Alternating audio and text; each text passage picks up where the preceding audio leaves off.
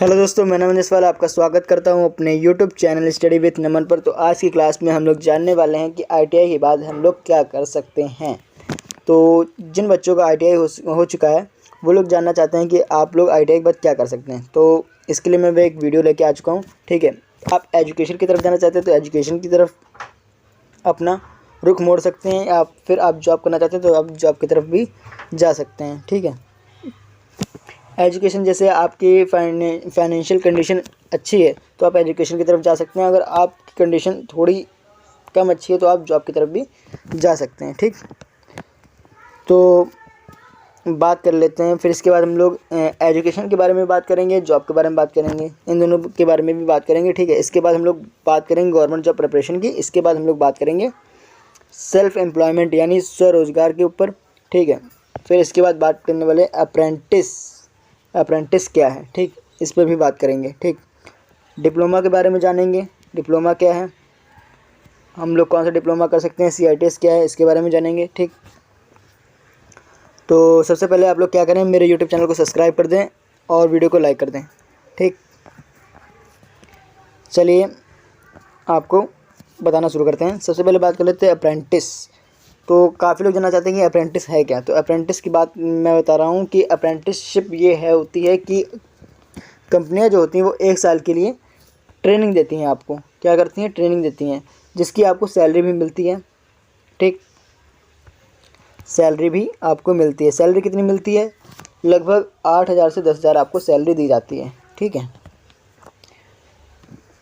Private company में apprentice क्यों करनी चाहिए और इसके फ़ायदा क्या है कि आपको एक तरह से ये फ़ायदा है कि प्राइवेट कंपनी में जो अप्रेंटिस करने से नौकरी जल्दी मिल जाती है। ठीक,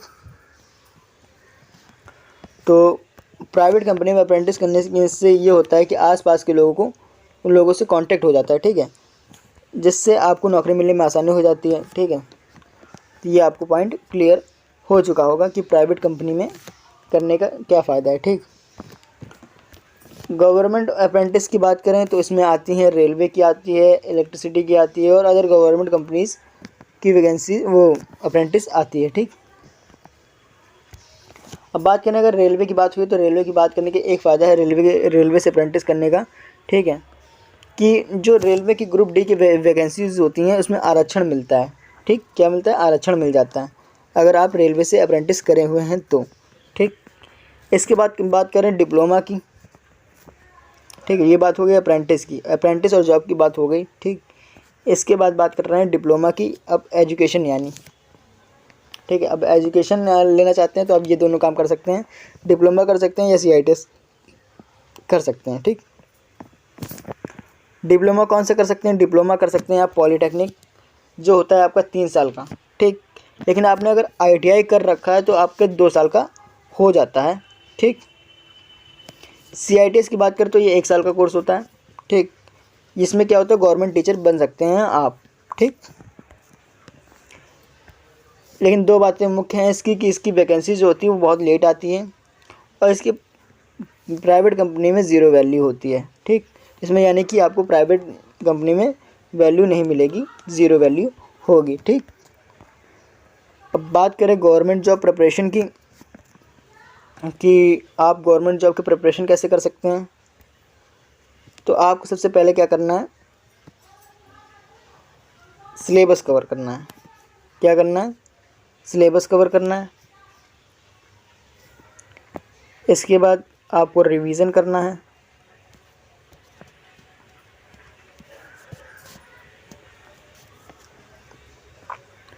इसके बाद आपको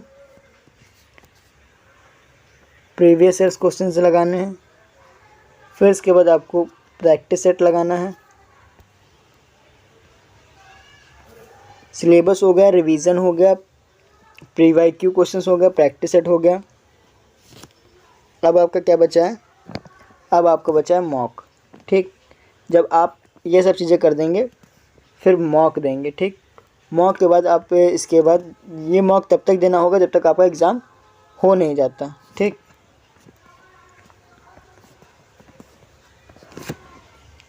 ये हो गया आपको मॉक। ठीक, मॉक के बाद सीधा सीधा आपको एग्ज़ाम देना होगा। क्या देना होगा, एग्ज़ाम।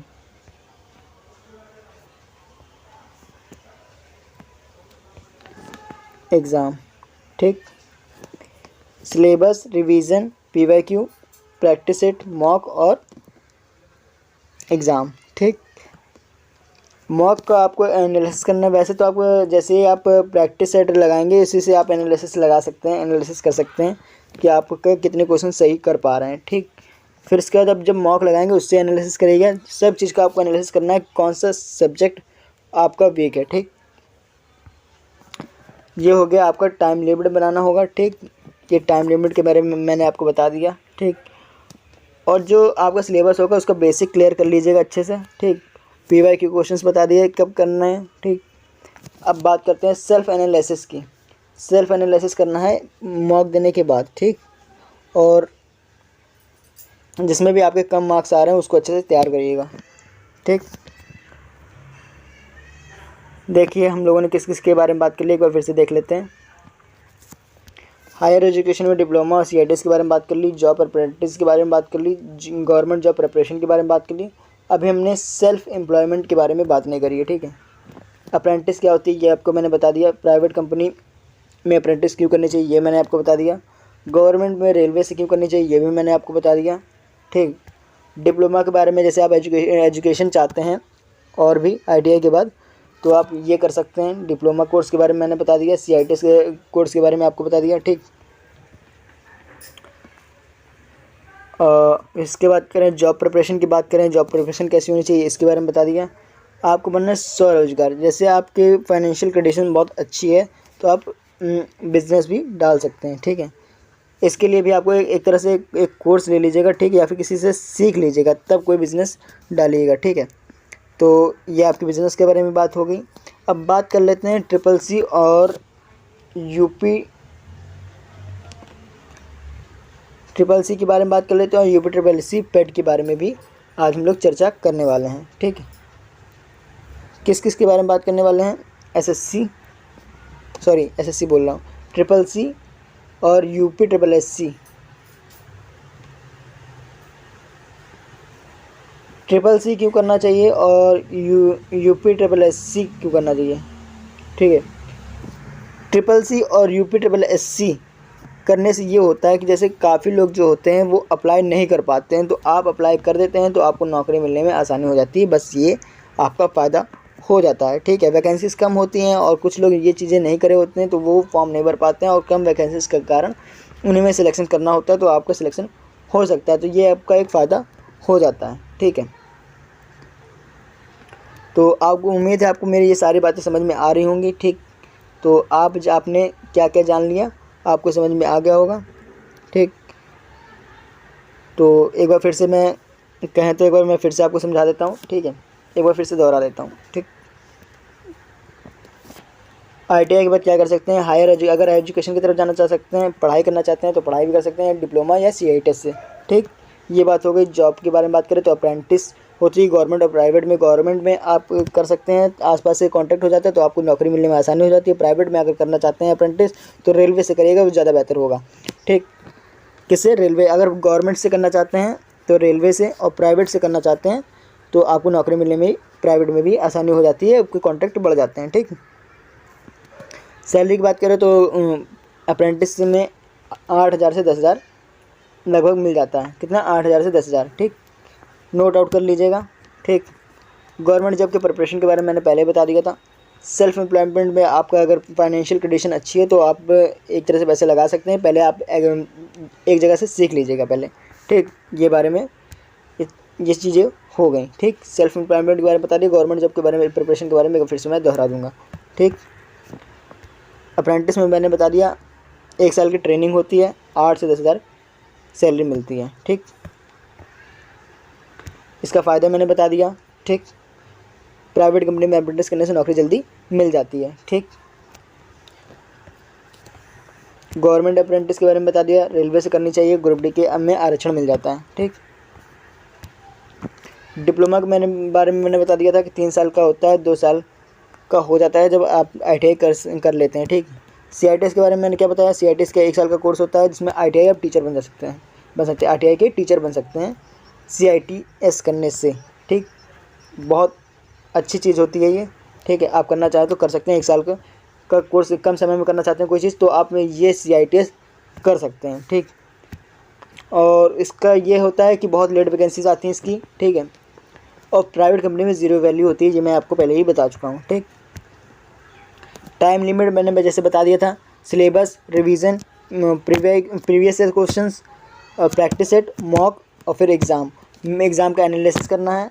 जो यानी कि मॉक टेस्ट जो देंगे, मॉक टेस्ट के जो एग्ज़ाम होंगे उसका एनालिसिस करना है। प्रैक्टिस सेट का एनालिसिस करना है। PY क्वेश्चंस पे ज़्यादा ध्यान देना है। PY क्वेश्चंस कम से कम 5 साल के आपको लगाने हैं। ठीक, CCC क्यों करना चाहिए ये भी बात हमने छोड़ी थी। CCC क्यों करना चाहिए ये भी बात छोड़ी। और UPSSC पेट क्यों करना चाहिए ये भी आपको मैंने बताया। पेट और CCC करने से ये होता है कि जॉब मिलने में आसानी हो जाती है। आसानी इसलिए हो जाती है कि काफ़ी लोग इसको अप्लाई नहीं कर पाते हैं। ठीक, ये बात हो गई CCC और UPSSC पेट की। ठीक है, तो UPSSC पेट की डेट बता दूं तो अभी तो इसका फॉर्म भी आया हुआ है हाल फिलहाल में, तो आप 30 तक की इसको अप्लाई कर सकते हैं। ठीक है, 30 से पहले आप अप्लाई कर दीजिए। 30 लास्ट डेट है इसकी। ठीक, किसकी? पेट की। 30 इसकी लास्ट डेट है। UPSSC PET की 30 अगस्त, कितनी? 30 अगस्त लास्ट डेट है।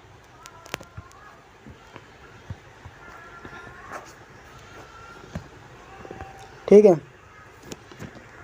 तो आज की वीडियो में बस इतना ही। मिलते हैं नेक्स्ट वीडियो में। उम्मीद है आपको मेरी यह वीडियो पसंद आई होगी और आपने मेरे YouTube चैनल को सब्सक्राइब कर दिया होगा। ठीक है, तो अगर अभी तक आपने मेरे YouTube चैनल को सब्सक्राइब नहीं किया तो फटाफट से जाके सब्सक्राइब कर दें और चैनल को सब्सक्राइब करके और बेल आइकन प्रेस कर दें। ठीक, साथ ही लाइक भी कर दें और कमेंट में बताएं कि वीडियो कैसी लगी और आप किस ओर जाना चाहते हैं। एजुकेशन की तरफ जाना चाहते हैं या अप्रेंटिस करना चाहते हैं, या अप्रेंटिस के साथ आप गवर्नमेंट प्रिपरेशन कर रहे हैं या नहीं, ये सब आप डिस्कस कर सकते हैं। ठीक है, और कोई दिक्कत या परेशानी हो तो आप कमेंट में बता सकते हैं। ठीक है, तो आज की वीडियो में इतना ही। मिलते हैं नेक्स्ट वीडियो में।